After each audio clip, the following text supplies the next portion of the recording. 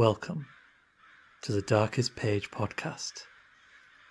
Tonight's special episode is to mark the anniversary of the death of H.P. Lovecraft. Please enjoy Oblivione. When the last days were upon me and the ugly trifles of existence began to drive me to madness, like the small drops of water that torturers let fall ceaselessly upon one spot of their victim's body, I loved the irradiate refuge of sleep.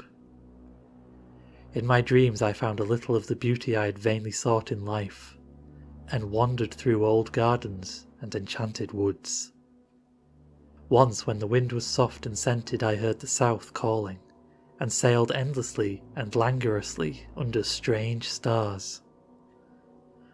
Once when the gentle rain fell I glided in a barge down a sunless stream under the earth till I reached another world of pure twilight, iridescent arbours, and undying roses. And once I walked through a golden valley that led to shadowy groves and ruins, and ended in a mighty wall green with antique vines, and pierced by a little gate of bronze. Many times I walked through that valley, and longer would I pause in the spectral half-light where the giant trees squirmed and twisted grotesquely, and the grey ground stretched damply from trunk to trunk, sometimes disclosing the mould-stained stones of buried temples, and always the goal of my fancies was the mighty vine-grown wall with the little gate of bronze therein.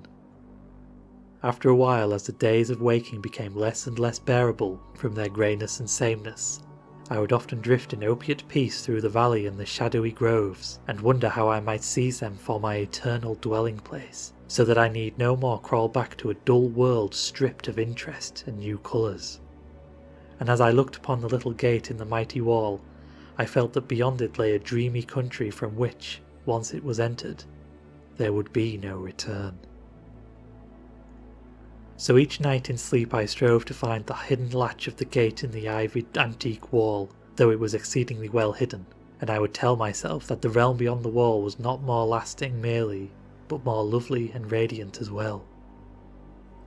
Then one night in the dream city of Zakarian, I found a yellowed papyrus filled with the thoughts of dream sages who dwelt of old in that city, and who were too wise ever to be born in the waking world.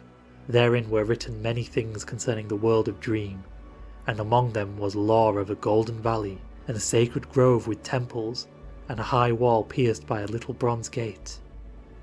When I saw this lore, I knew that it touched on the scenes I had haunted, and I therefore read long into the yellowed papyrus.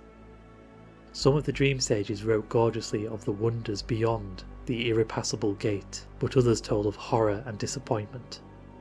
I knew not which to believe, yet longed more and more to cross forever into the unknown land, for doubt and secrecy are the lure of lures, and no new horror can be more terrible than the daily torture of the commonplace. So when I learned of the drug which would unlock the gate and drive me through, I resolved to take it when next I awaked. Last night I swallowed the drug and floated dreamily into the golden valley and the shadowy groves, and when I came this time to the antique wall, I saw that the small gate of bronze was ajar.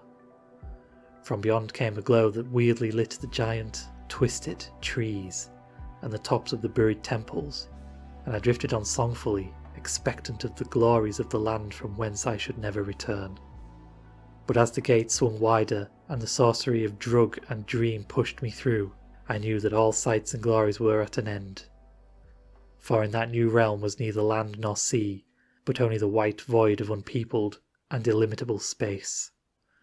So, happier than I ever had dared hoped to be, I dissolved again into that native infinity of crystal oblivion from which the demon life had called me for one brief and desolate hour.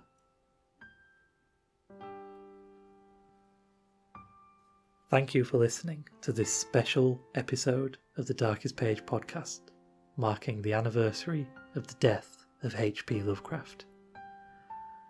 This was Oblivione by H.P. Lovecraft, and I wish you all pleasant dreams.